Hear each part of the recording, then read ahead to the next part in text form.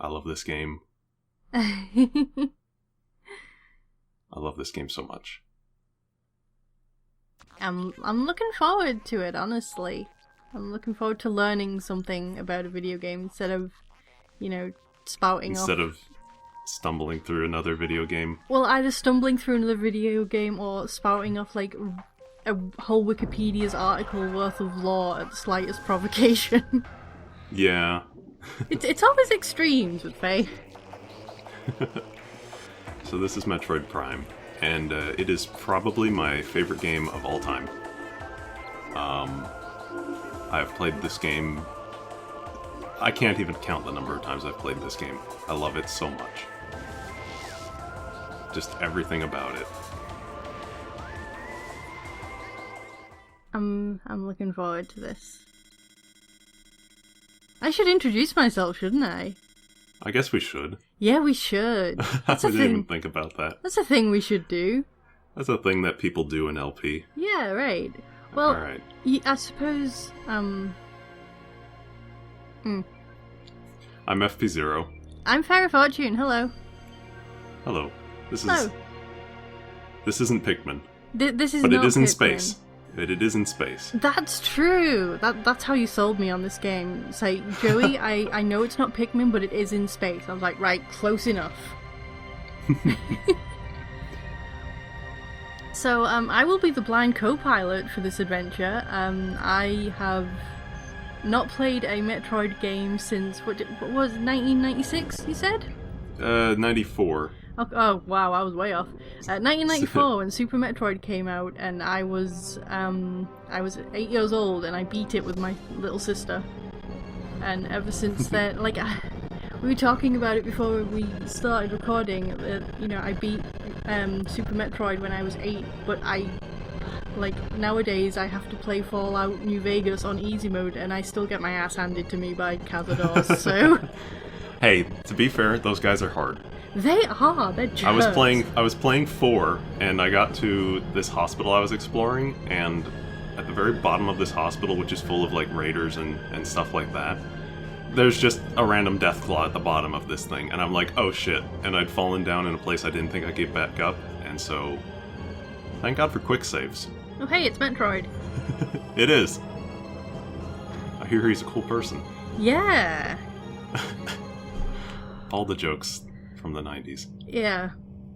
Well, hey, I missed out on all these at the time. I'm catching up now. Yes. Quick technical note.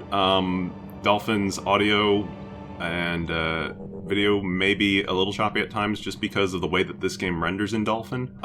It has to load all the textures to keep them in memory, and the first time it loads textures can do a little bit of a frame rate dip, and so that's just how the game's coded and works in Dolphin, but otherwise it is completely playable with no issues.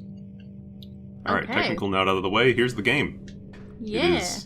It's first-person game. We can aim and shoot, and one of the big deals with this is the lock-on with L button. It allows you to lock onto any of these sort of... You can see it's like a faint spinning point. Oh, yeah. There. Yeah, so you can lock onto those, and then fire. And that's important, because this is not a dual-stick game, even though it is a first-person shooter. This was about the time, I guess, that dual-stick shooters were beginning to show up. I guess Halo had released the year before. I tried to play Skyrim with a controller, and I couldn't do it. I don't know what it is. My brain just can't handle it. So this is one of the other big things that this game has, is the scan visor. It allows you to gather information in any area, basically, by looking around for those orange or red points. Red points are mission critical, orange ones are flavor text, mostly. So it allows you to activate switches and things like that. So I'm assuming this is just the tutorial here. This is the tutorial. Right now we're investigating this this big ol' frigate. We have no idea what it is. Now, there was an asteroid there. It's extremely dangerous to just allow those to just... That's... Also, they're going way too fast. Apparently you can shoot them and break them apart, and I don't know if I knew that. I'm still discovering things about this game. Why is it that whenever I join somebody for a game, they discover something they didn't know? 15 years later, or 14 years. This was 2002 this game came out. 2002, I remember from the title screen. Yeah. So 13 years. God. We're old. We are. Like, seeing games like this and realizing they're like old enough to, you know, have high school emo phases. Look at this thing. Yep, sure is a thing. But, like, yeah, seeing games and realizing how old they are kind of, it does make me feel a little bit old, but then it's like, huh, cool. Like, we were talking before we started recording, this game is still, like, I don't think FP's done any, like, upscaling or texture I don't think things. so. I think I turned it low. And so this is what the game looks like on a GameCube, and I think that's... Like, there are indie games coming out now that look like this. Like, this looks... It's incredible how good this game looks. It looks still. quite similar to Even to Viscera this Cleanup standard. Detail, actually. Right now it does, yeah. In fact, I think the janitor could be used right down in there. Yeah! Anyways, so the scan visor is how you gather your logbook. So when you scan enemies, it will tell you what they are, and then a brief summary of either where they come from or how to beat them. So if this was a parasite, and it's just this little bug dude that sort of, like, is not very threatening on its own. But, yeah, I read they're dangerous in a group. Yeah. Because they swarm, I guess. Mm-hmm. But so you can also use Scan Visor to discover what the heck is going on in an area. In this case, there's space pirates all over the place, and they are very dead. They die from spinal cord. Oh, that's a bad way to go, buddy. They die from a number of different things. High levels this of thing, radiation. We don't even have any idea what it is. It's just this huge thing. Here's some parasites. Hooray! Oh, that's gross. That's this guy looks... gross. This guy's still moving. Oh!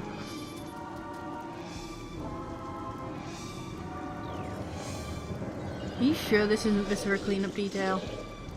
Well, they were dead in Viscera Cleanup Detail. Oh, this guy's... Oh, he's not happy with us. Nope. That little blue thing is just a 10 health. There's a few different health collectibles. So our charge beam is just an extension of our normal beam. You just hold down the shoot button. Oh, I remember this from Super Metroid. Yep. It's very handy. Especially in this game. Incredibly handy.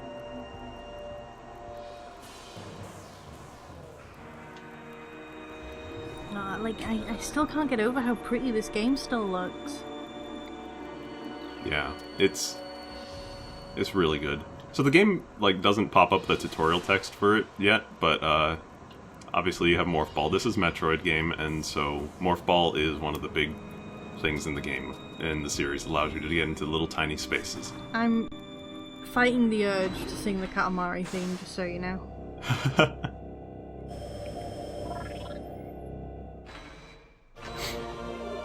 So this was our map.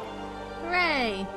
And the map is actually really neat. It's this cool wireframe 3D map. That's nice. I like that it's 3D. Yeah, so you can zoom it in, out, move it around. Every single room that you pass through has a name as well. So you can easily remember where places were, potentially by the names that they have. That's really cool. I really like 3D maps in games like this because I don't know if anybody knows this from watching me play Zelda, but I have like issues visualizing stuff when it's only presented to me in 2D.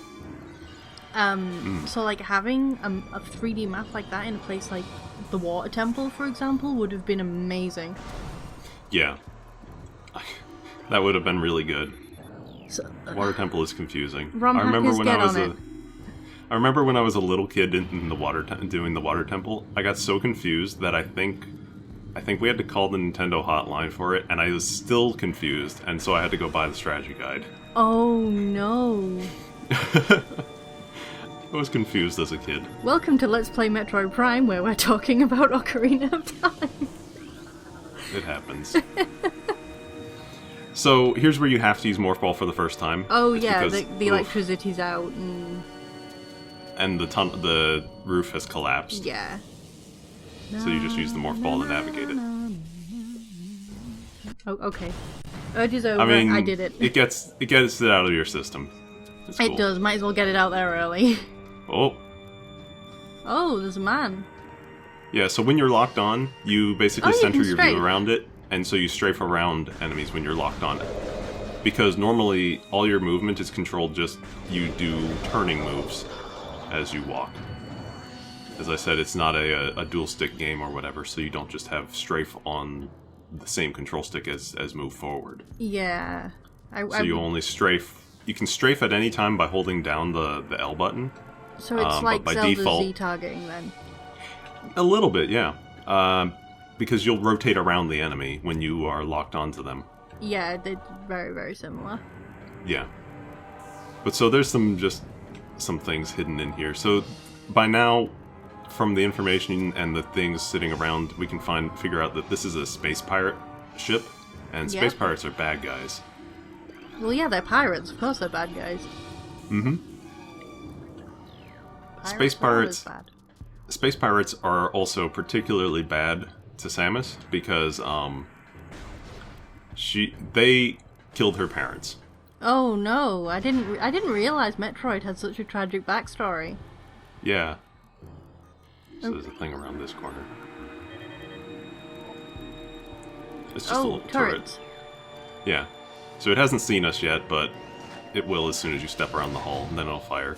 So we can use our normal beam or our charge beam, but the little tutorial text that popped up said that you should use your missile, which is on the Y button, and so it just shoots a missile. Like, wasn't this a late game pickup in Super Metroid? Like, you got the missiles, like, way late in that.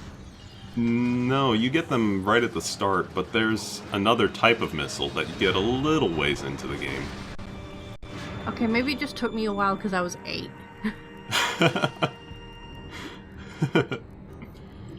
Maybe my opinions of Super Metroid are skewed due to being a child at the time. Maybe. So, as I said, there's 2 types of text that you can read, and the orange ones are like flavor, the red ones are mission important. Red lore text here is basically logs. This is a pirate data log, basically explaining what happened in the lead up to this game. Okay. And so, it's basically... this game takes place after the first game in the series. So chronologically, it's the first Metroid, then this one. Alright. So that log was just sort of saying that the Hunter, who is us, the space pirates call us the Hunter.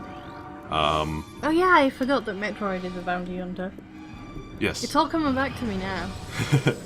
But so they're explaining that, well, the Hunter destroyed our base on Planet Zebes, which is what you did in the first game. And so they're like, basically, well, crap. She did that, and so we have to try to figure something else out. So a few ships escaped, and this is one of those ships that escaped. But now they've run into trouble above this other planet. Yeah, so. They appear to have had a very dangerous stowaway. Yeah, they've got some problems. They also have, like... These guys are like... Did you ever play BioShock? No. I watched C. Jacobs play through BioShock Infinite while everybody made fun of the plot, and that's about it. Well, I guess in the first one, the idea is... Because I haven't played the others. At least in the first one, the idea is that they went underwater to have a utopia where they could just do whatever and advance science in any way possible, including less than humane methods or whatever. Okay. And space pirates are kind of the same. They love science. They also love they're very good at the scientific method of, well, try this until it works. They're just not very good at ethics. Exactly. Okay. So that's kind of what's going on here. Right, so we've got mad scientists with no moral compass. Mm-hmm. They're also not very good at what they do. They yeah, their moral compass is is very questionable, and they're just not good. Ineffective mad scientists with no moral compass. Yep. Yet somehow are really dangerous. So that tells you something about the policing forces in this galaxy. So basically our antagonist is a Saturday morning cartoon villain. In this series, yeah. Okay. In the Prime series, they are portrayed mostly as incompetent. Like, they're still dangerous, but mostly incompetent. Like, as far as I can see, they're dangerous here because there's a lot of them. Yeah, and there are more dangerous types, but they are just... The second game especially has some logbooks from the pirates themselves where they're just basically like, well, shit, we're totally screwed, aren't we? Yeah. I mean, they look pretty screwed from here. Mm-hmm. So I don't know if you noticed that, but the charge beam actually has a vacuum effect that will vacuum any little pickups and drops that come from enemies straight to you. I did notice so that's that. handy. I thought that was just like an automatic thing.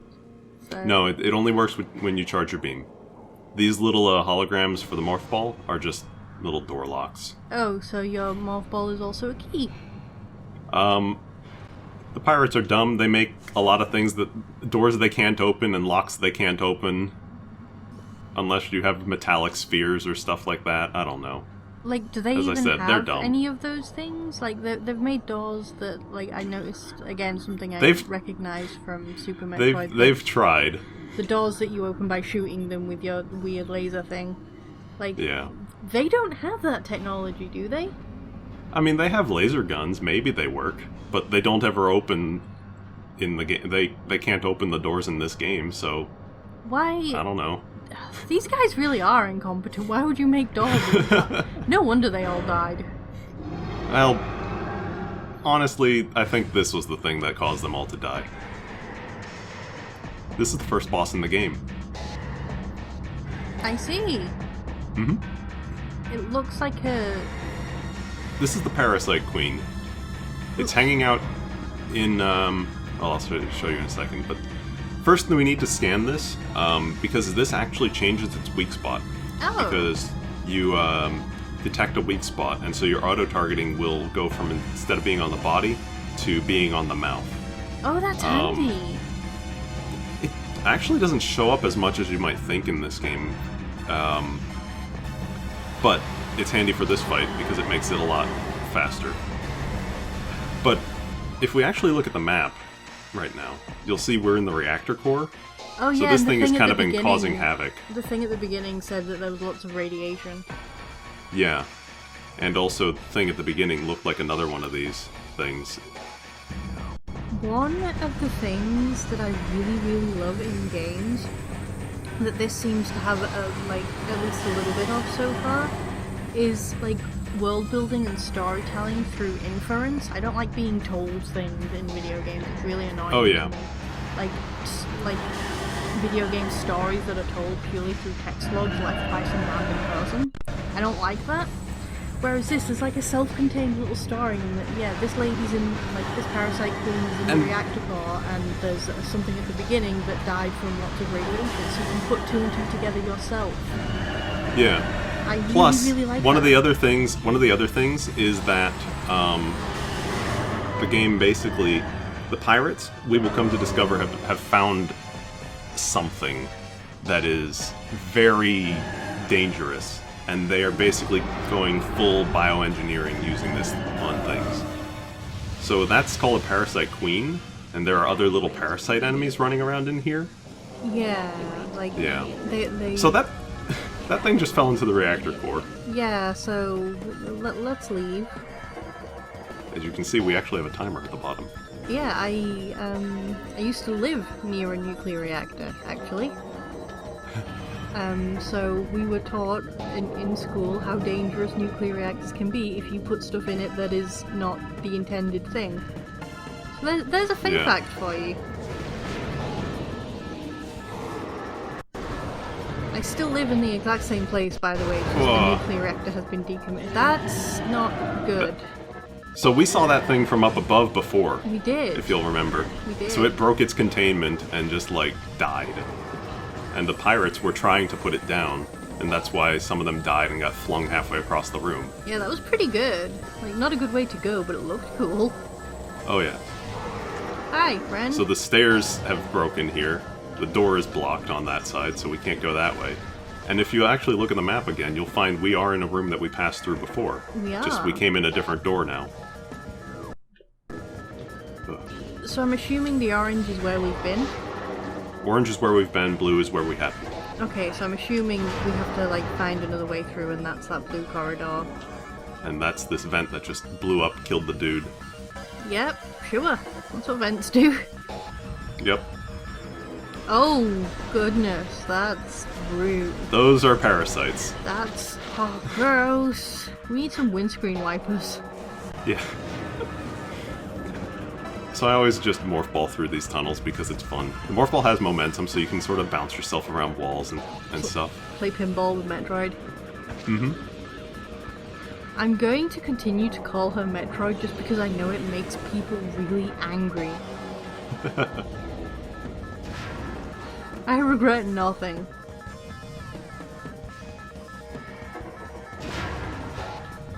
And if you look here, we were also down there. Oh, we were. In fact, we are in the elevator shaft that we took earlier. We just happened to be on top of it, crossing through. I love games with interconnected maps and stuff.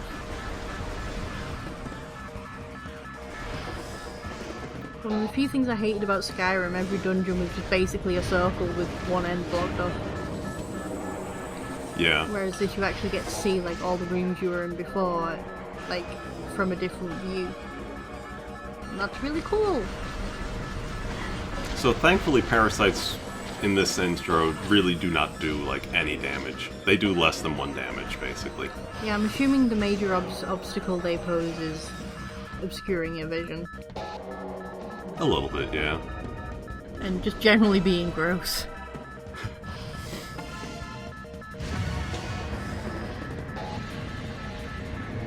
Big old piston thing.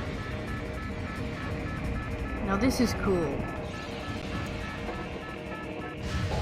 And there it goes again. Yeah, there's just a lot of cool little things in this game. Like, I don't think that thing can actually hurt you or crush you or anything like that. It just, if you don't push past. It's just a cool thing to look at. Mm-hmm. Oh, cutscene.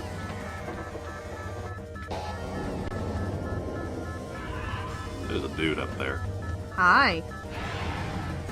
You're a weird firefly dragon robot thing. That is Ridley. I've heard about this. The big dragon guy? Yeah, that's I've heard Ridley. about this guy. He is Samus's nemesis. I think he's in Super Metroid, isn't he? He is. You fight him towards the end. Yeah, I do remember a big dragon. So I kind real of thought brief- it was like a skeleton dragon, though, because of the way it was drawn. He's very skeletal. So in this game, he's actually called Meta Ridley. He's been reconstructed. Okay. And if you take the time to scan these, even though you're running out, you can see he has, like, missiles and plasma fuel and shit like that. Oh, He's so dangerous. So he's a robot, basically. He's a robot dragon, or a cyborg dragon.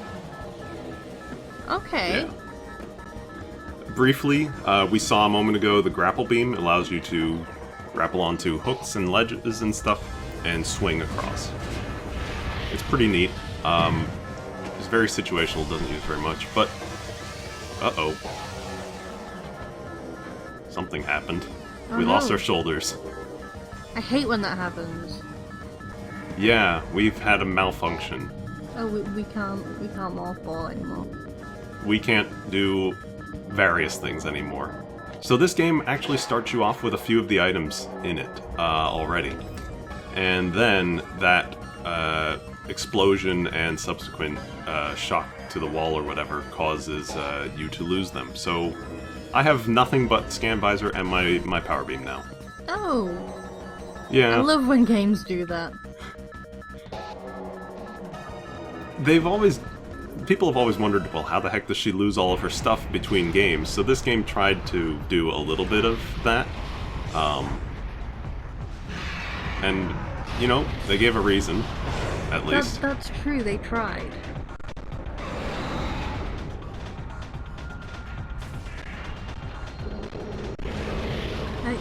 Personally, I'm talking about Zelda again, but I like the way they do it in Zelda games, which is, it's a different Link every time, guys. And that makes it easy to explain. Here it's not as easy because it's the same person all the time, but, Yeah. you know. They did what they could, and I respect that. They tried. Mm-hmm.